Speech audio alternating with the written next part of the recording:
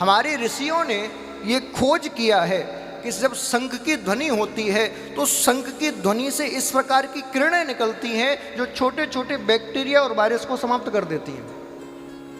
शंख की ध्वनि से भक्ति का कोई लेना देना नहीं है। जब शंख की ध्वनि आप होती है तो नेगेटिव ऊर्जा को समाप्त कर देती है वो शंख की ध्वनि।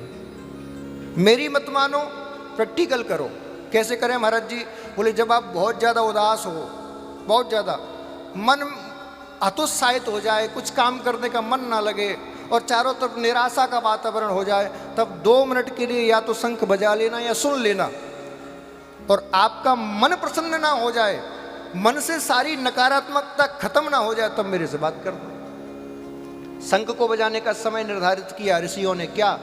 बोले जब सूर्य अस्त होने वाला हो और चंद्रमा का उदय होने वाला हो, जब बेला हो, गोधूली बेला, जिसको संध्या काल कहते हैं, उस संध्या काल में ही आपने देखा होगा जितने छोटे मोटे जीव होते हैं, कीड़ा मकोड़े होते हैं, वो संध्या काल में घर आते हैं। रात्रि में नहीं आते, दिन में नहीं आते, संध्या काल की बेला में कीट पतंगे छोटे मोटे जीव घर में आते हैं। तो संध्या काल की बेला में शंख बजाना चाहिए। क्यों?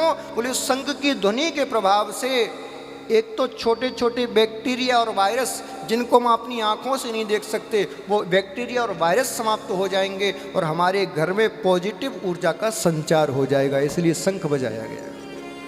प्रत्येक सनातनी को अपने घर में शंख रखना चाहिए और रोज रात्रि के समय जब संध्या काल हो तो उसको रोज कम से कम 5 मिनट के लिए बजाना चाहिए, पहला।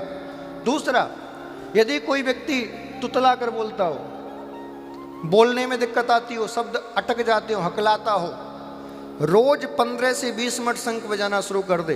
रोज आप 2 से 3 महीने के अंदर देखना कि उसकी वाणी सुधर जाएगी, हकलाना कम हो जाएगा, तुतलाना खत्म हो जाएगा।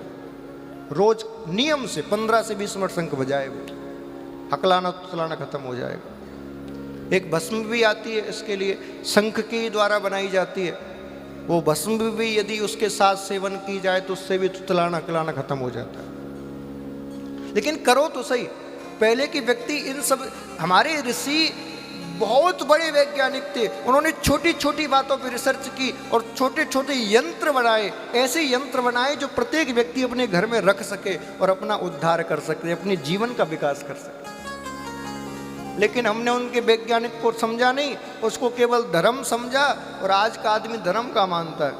आप अपने बच्चों से कहो बेटा घंटी बजाया करो, भगवान प्रसन्न होंगे, वो कहेंगे तुम पकड़ो घंटी, तुम ही प्रसन्न कर लो, हमें नहीं करना।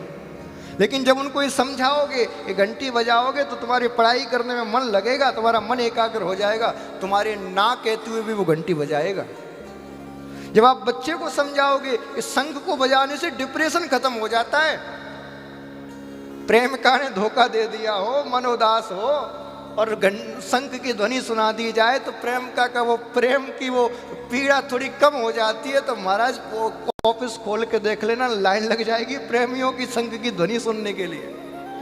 हाँ, बिजनेस आइडिया भी दे रहा हूं मैं आपको साथ साथ। ये सब वैज्ञानिकता है। हमारे ऋषि कोई सामान्य पुजारी नहीं थे, वो वैज्ञानिक थे बहुत बड़े, इसीलिए उनको ऋषि कहा गया। ऋषि का अर्थ क्या?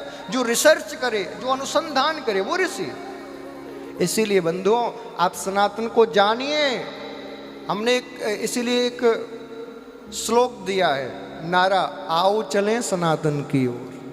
हमारा जो गुरु गृह आश्रम का जो टैग लाइन है वो यही है, आओ चलें सनातन की ओर।